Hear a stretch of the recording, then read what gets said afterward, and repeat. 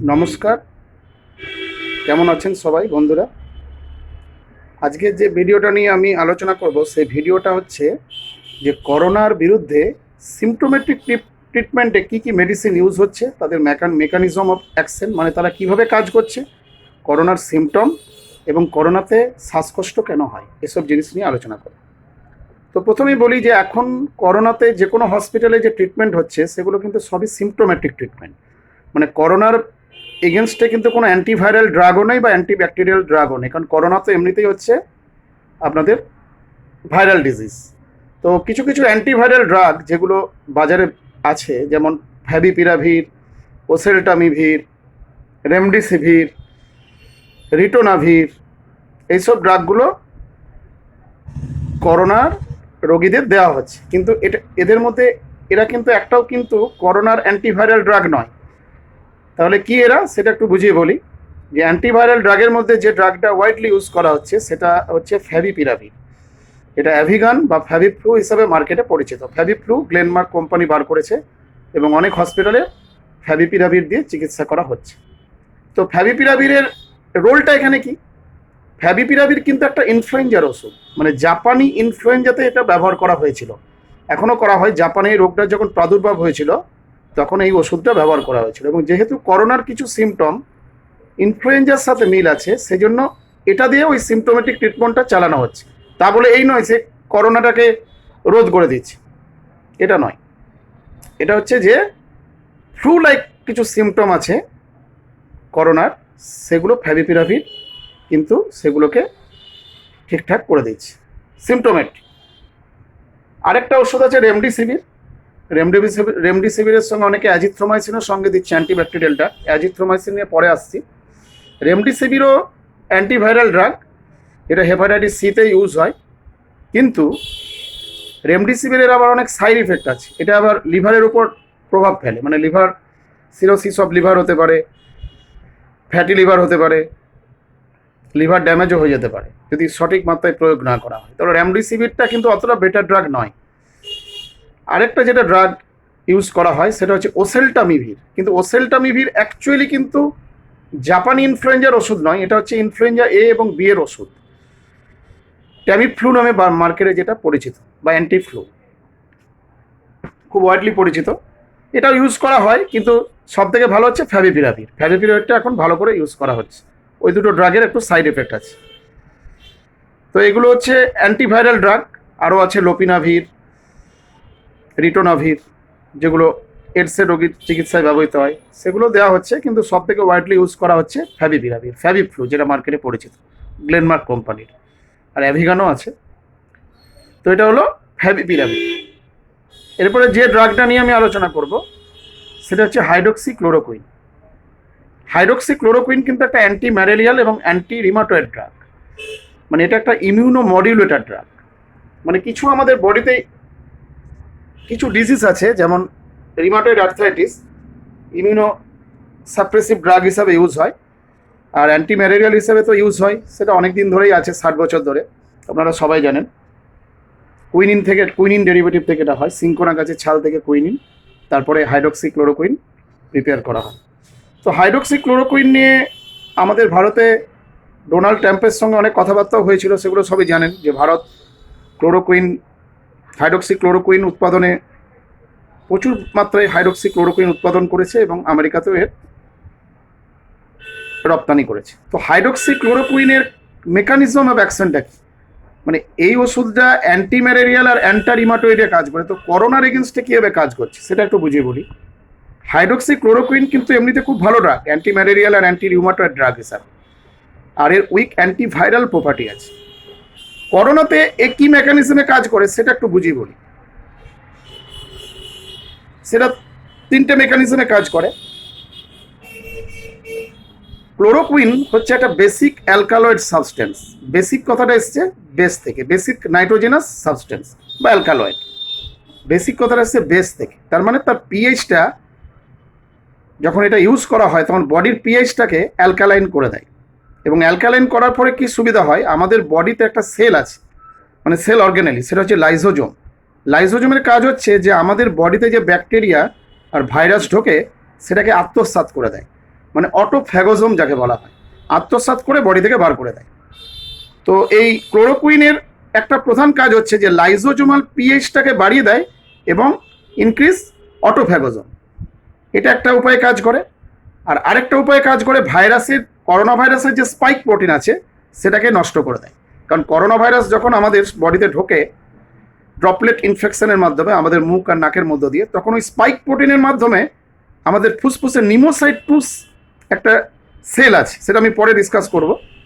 ওই নিমোসাইট 2 সেলের মধ্য দিয়ে আমাদের লাংসে চলে যায় এবং লাংসের গিয়ে ওখানে ইনফেকশন ছড়ায়, লাংসের ফাইব্রোসিস হয় এবং আমাদের যে অ্যালভিউলাইগুলো আছে সেগুলো ইরিটেশন করে।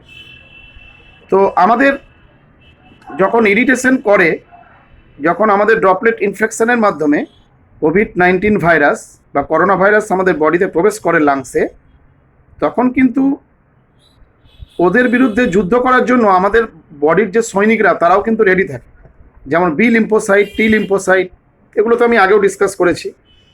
তো শ্বেত রক্তকণিকা, এরা যুদ্ধ করতে না, এবং যুদ্ধ করতে করতে করতে করতে করতে এরা ক্লান্ত হয়ে যায়।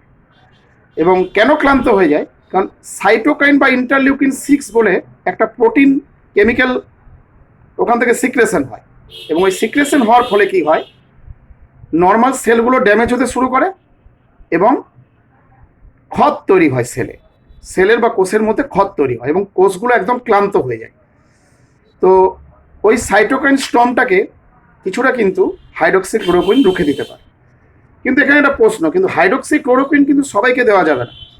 কীরকম? যাদের হার্টের পেশেন্ট তাদের কিন্তু উইদাউট ইসিজি না করে কিন্তু এই ড্রাগ দেওয়াটা উচিত নয়, কারণ এটা কিন্তু কিউটি প্রোলংগেশনটা ইসিজির বাড়িয়ে দিতে পারে এবং এরপরে এর প্রভাব কিন্তু খুব মারাত্মক হতে পারে এবং হার্ট অ্যাটাকও হতে পারে। তা হাইড্রক্সিক্লোরোকুইন দেওয়ার সময় ডাক্তারবাবুরা সবসময় পেশেন্টের পাস্ট হিস্ট্রি দেখে তারপরে সেটা প্রয়োগ করে। তবে এমনিতে এটা খুব ভালো ওষুধ, 60 বছর ধরে ওষুধটা ইউজ হয়ে আসছে অ্যান্টি ম্যালেরিয়াল এবং অ্যান্টি রিমাটয়েড ড্রাগ হিসাবে। তো এইভাবে হাইড্রক্সিক্লোরোকুইন এইভাবে কাজ করে। আর আরেকটা মেকানিজমও কাজ করে, সেটা হচ্ছে ওই নিমোসাইট 2 রিসেপ্টরকে ব্লক করে দেয়। মানে যখন ড্রপলেট ইনফেকশনের মাধ্যমে যখন আমাদের বডিতে করোনা ভাইরাস ঢোকে, তখন ও দুটো সেল থাকে, একটা হচ্ছে নিমোসাইট 1, একটা নিমোসাইট 2।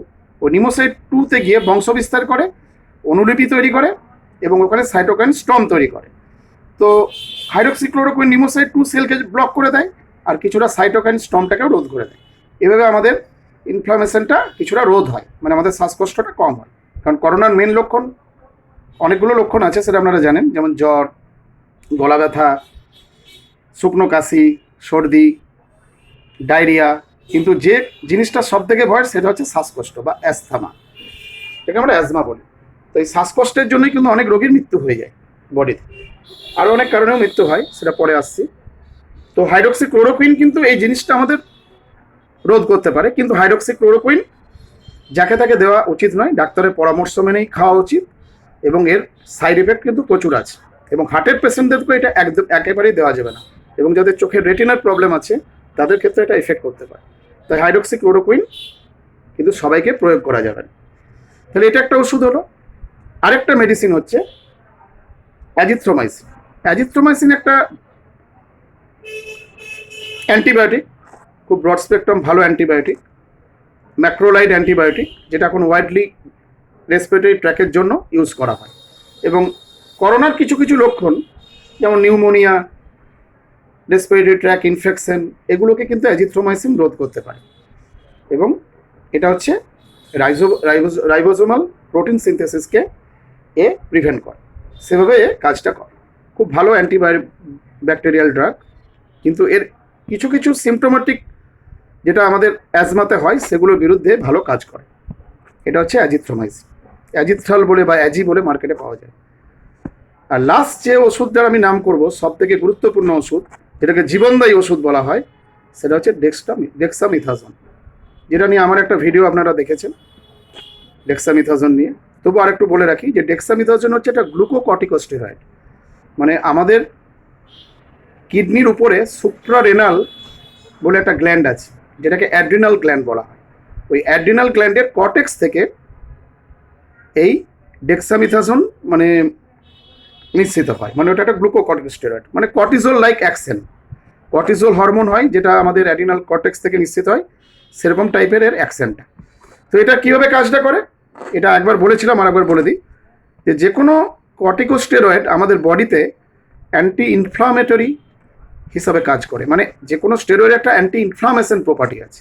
সব কিছু জিনিসে দেখবেন, স্কিনের কোনো ইনফেকশন হলে, আয়ের কোনো ইনফেকশন হলে সঙ্গে এটাকে দেওয়া হয় অ্যাডজুভেন্ট হিসাবে, ডেক্সামিথাজোন। এবং ডেক্সামিথাজোন খুবই ভালো ড্রাগ, এটা লং অ্যাক্টিং এবং ব্রড স্পেকট্রাম গ্লুকোকর্টিকোস্টেরয়েড। এর কাজটা কি? এর কাজটা হলো, যখন করোনা ভাইরাস আমাদের শরীরে ঢোকে বা ফুসফুসে ঢোকে, তখন ফুসফুসে গিয়ে ইরিটেশন করে এবং ইনফ্লামেশন হয়, তখন আমাদের বডির যে সৈনিকরা তাদের সঙ্গে তার যুদ্ধ হয়।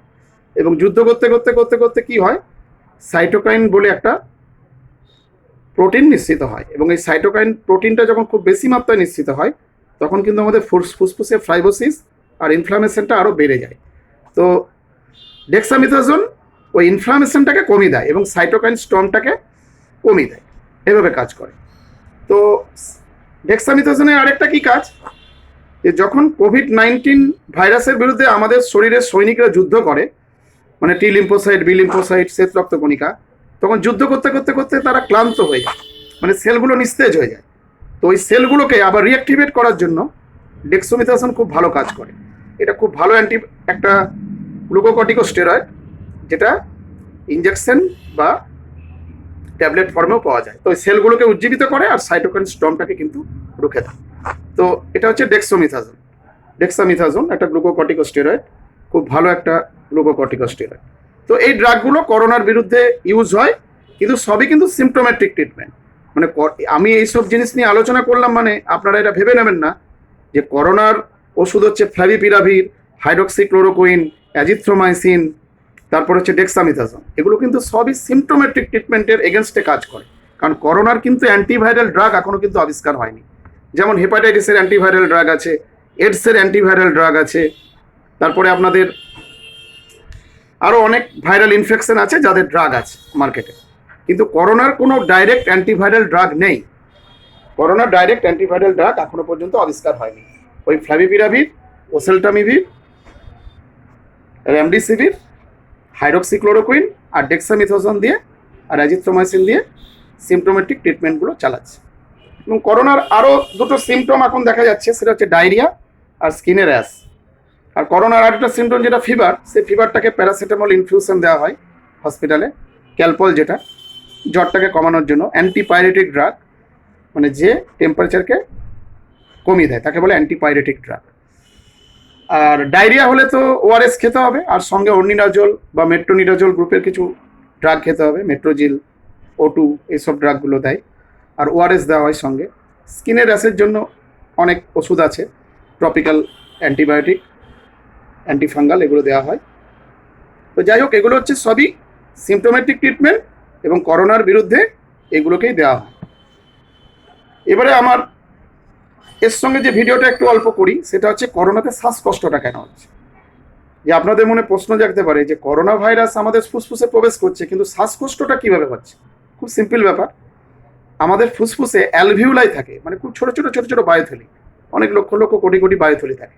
তো করোনা ভাইরাস যখন আমাদের ড্রপলেট ইনফেকশনের মাধ্যমে আমাদের মুখ আর নাকের মধ্য দিয়ে যখন আমাদের ফুসফুসে বাসা বাঁধে, তখন আমাদের ফুসফুসের অ্যালভিউলাইয়ের দুটো সেল থাকে, একটা হচ্ছে নিমোসাইড 1 সেল, একটা নিমোসাইড 2 সেল। নিমোসাইড 1 সেলে সাধারণত কী হয় একটু বুঝিয়ে বলি।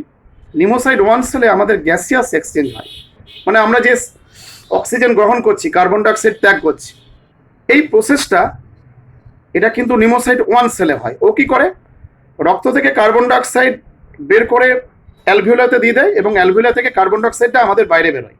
আবার বাইরে থেকে অক্সিজেনটা নিয়ে আমাদের সেলের মধ্যে গিয়ে রক্তনালীর মধ্যে প্রবেশ করিয়ে দেয় এবং রক্তনালী বিভিন্ন অর্গানে আমাদের ওই রক্তটাকে অক্সিজেনেটেড রক্তটাকে সরবরাহ করে হিমোগ্লোবিনের মাধ্যমে। তো এটা হচ্ছে গুরুত্বপূর্ণ প্রক্রিয়া, নিঃশ্বাস প্রশ্বাস, এর জন্যই আমরা বেঁচে আছি। এই জন্যই বলে যতক্ষণ শ্বাস ততক্ষণে আস, নিঃশ্বাস ছাড়া আমরা এক মুহূর্তও বেঁচে থাকতে পারবো না। তো এইভাবে কিন্তু হবে। এবারে করোনা যখন আমাদের নিমোসাইড 2 সেলকে অ্যাটাক করে, তখন সেখানে কী হয়, ইনফ্লামেশন হয় বা ইরিটেশন হয়। ওই ইরিটেশনের জন্য একটু হালকা কাশি হয়, বুকে ব্যথা হয়, বেশি পরিমাণে অক্সিজেন লাগে, মানে শ্বাসকষ্ট শুরু হয়, মানে ওখানে কি হয়, ওই অ্যালভিওলাইগুলোকে ও এতটা ইনফেক্টেড করে দেয়, ওই ইনফেক্টেড করার কারণে অ্যালভিওলাইগুলো চুপসে যায়। মানে অ্যালভিওলাইগুলো তো বেলুনের মতো, মানে কিরকম ব্যাপারটা বোঝাচ্ছি, এরকম মানে বেলুনটাকে ফুলিয়ে নেওয়া আর বেলুনটা চুপসে যাওয়া, এরকম কাজটা করে। তাহলে যদি ওই বেলুনের মধ্যে কোনো ত্রুটি থাকে, ধরুন কোনো একটা জায়গায় কোনো সামান্য ত্রুটি থাকলো, তাহলে বেলুনটা তো ঠিকমতো ফুলবে না, বা কার্বন ডাইঅক্সাইডটা বাইরে বের করতে পারা যাবে না, অক্সিজেনটাকে ভেতরে নেওয়া যাবে না। তো সেরকম হচ্ছে অ্যালভিওলারের অ্যাকশনটা, মেকানিজম অ্যাকশনটা। তাহলে যখন ও ইরিটেশন তৈরি করে এবং পর্দাটাকে একটু পুরু করে দেয়, ওই পুরুর মধ্যে একটু জলও জমে যায়, ওটা মানে অনেকটা নিউমোনিয়ার মতো লক্ষণ। মানে নিউমোনিয়াতে কি হয়, ফুসফুসটা আমাদের অ্যাটাক হয়ে যায়, ওই ফুসফুসের মধ্যে জল জমে যায় এবং জল জমার কারণে ইরিটেশন হয়, একটু পাতলা পর্দাটা পাতলা হয়ে যায় এবং আমাদের শ্বাসকষ্টে অসুবিধা হয়। এই জন্য করোনা নিউমোনিয়ার মতো কিছুটা এফেক্ট বলে অ্যাজিথ্রোমাইসিন ইউজ করা যায়, কারণ অ্যাজিথ্রোমাইসিন নিউমোনিয়াতেও খুব ভালো কাজ করে, কারণ নিউমোনিয়া একটা ব্যাকটেরিয়াল ডিজিজ, সেই জন্য অ্যাজিথ্রোমাইসিন ভালো কাজ করে। তো এই লক্ষণের বিরুদ্ধে ওটা কাজ হয়, যেটা আগেই বললাম। তো আমাদের শ্বাসকষ্টটা তখনই শুরু হয় যখন আমাদের ওই প্রসেসটা, মানে ওই যে বেলুনের মতো জিনিসটা, যে মেকানিজমটা, সেটা যখন ঠিকঠাক না হয়, তখনই আমাদের তীব্র শ্বাসকষ্ট শুরু হয়। এবং এই তীব্র শ্বাসকষ্ট আরেকটা কারণে হয়, যদি সাইটোকাইন বলে যে প্রোটিনটা আগে বলেছিলাম, সেটা প্রচুর পরিমাণে নির্গত হয়ে যায়, তো সেই সব পেশেন্টদের আরও শ্বাসকষ্ট হয়।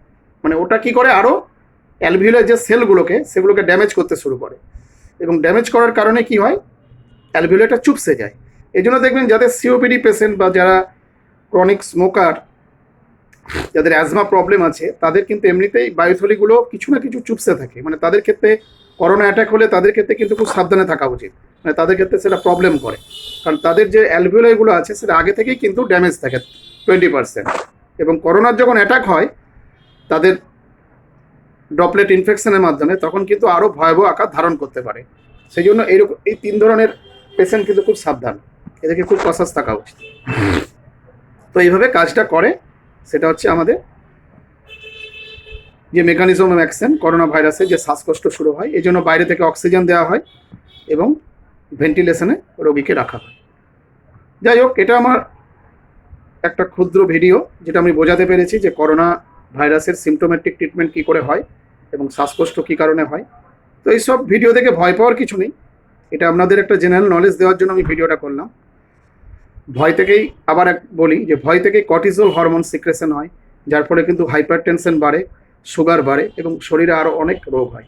ওই জন্য চিন্তামুক্ত থাকুন, সবুজ শাকসবজি খান, vitamin A D C containing খাবার খান, যোগাসন করুন, প্রাণায়াম করুন, আর প্রচুর পরিমাণে জল খান এবং চিন্তামুক্ত থাকুন। তাহলে কিন্তু করোনা থেকে সাফল্যের চাবিকাঠি আপনাদের হাতেই থাকবে।